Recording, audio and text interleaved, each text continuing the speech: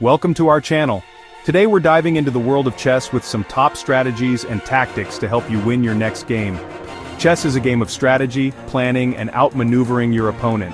Whether you're a beginner or an experienced player, there's always something new to learn and improve on.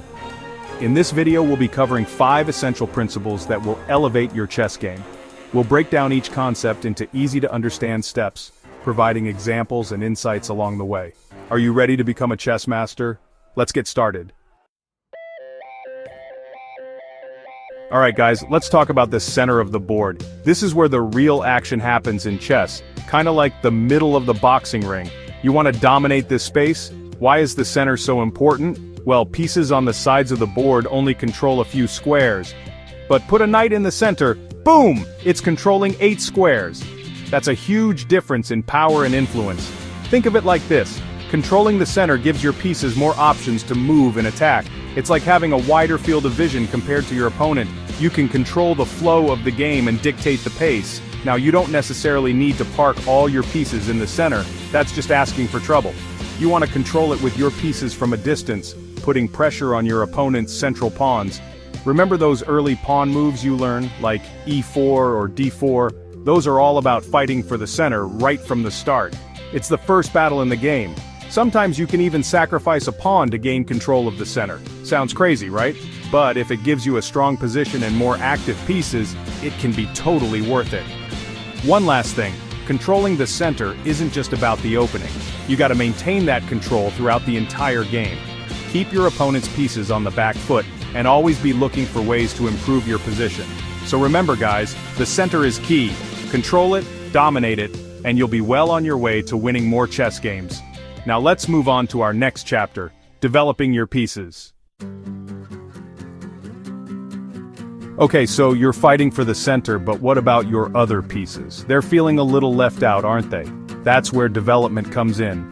Developing your pieces means getting them off their starting squares and into the game. Think of it like mobilizing your army. You don't want them sitting around doing nothing, right? The faster you develop your pieces, the quicker you can put pressure on your opponent. It's like a race. You want to be the first one to control the key squares and create threats. One of the biggest mistakes beginners make is moving the same piece multiple times in the opening. This wastes valuable time and allows your opponent to develop their pieces faster. Don't be afraid to bring out your knights and bishops early. They're your strongest weapons in the opening and middle game. And remember, knights love to be in the center. Another important principle is to avoid blocking your own pieces. You want to create open lines for your bishops and rooks to operate. Think of it like giving your army clear lines of fire. Developing your queen too early can be risky. It's like sending your most valuable piece into battle before the rest of your army is ready. Keep her protected and bring her out when she can have a real impact. Remember, developing your pieces efficiently is crucial for gaining an advantage in the game. Don't waste moves. Every move should have a purpose and contribute to your overall strategy. Now that you know the importance of development, let's talk about keeping your most important piece safe, the king. Alright, let's talk about the king. Now he's your most important piece, right? The whole game revolves around him. You lose him, you lose the game. Simple as that. So how do we keep him safe? Well, one of the best ways is castling. It's like building a fortress around your king, tucking him away from danger. Castling is a special move in chess where you move your king 2 squares towards a rook, and that rook jumps over the king to the next square. It's the only time you can move 2 pieces in one move. There are 2 types of castling, kingside and queenside. Kingside castling is usually safer because you're tucking your king away behind a wall of pawns. But don't wait too long to castle. The longer you wait, the more vulnerable your king is to attacks, especially those pesky forks and skewers. Once you've castled, try to avoid moving the pawns in front of your king.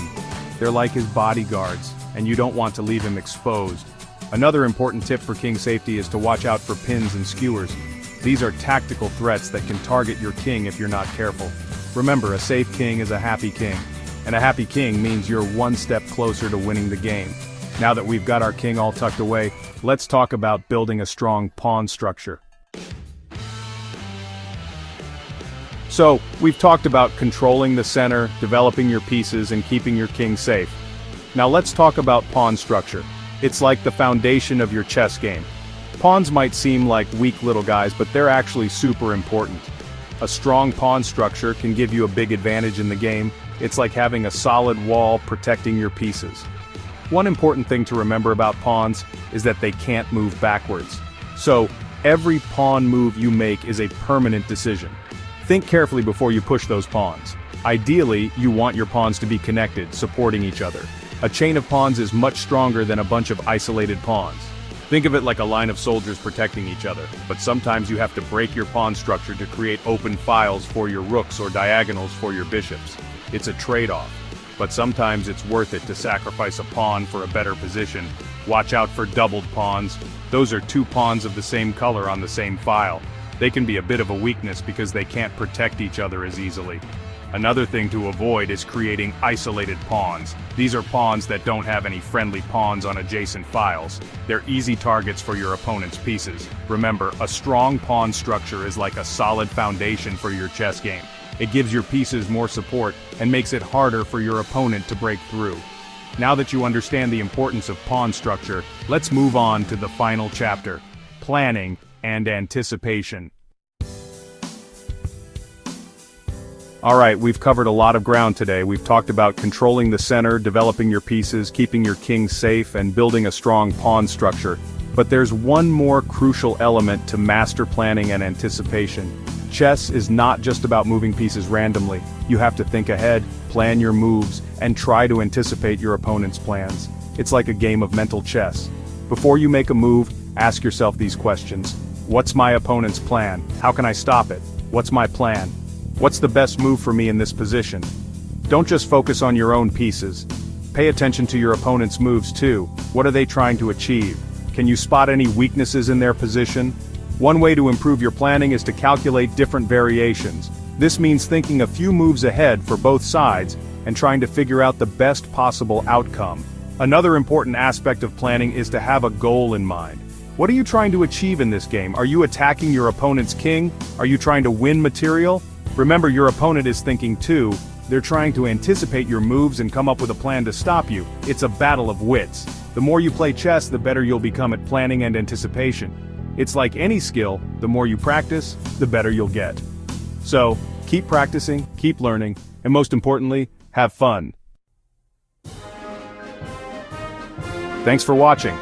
I hope you learned some valuable chess strategies and tactics that will help you crush your opponents. Remember, chess is a journey of constant learning and improvement. Don't be afraid to make mistakes, analyze your games, and learn from your experiences. If you enjoyed this video, please give it a thumbs up and subscribe to our channel for more chess content. And don't forget to hit that notification bell so you don't miss any future uploads. See you in the next one. Good luck with your chess games.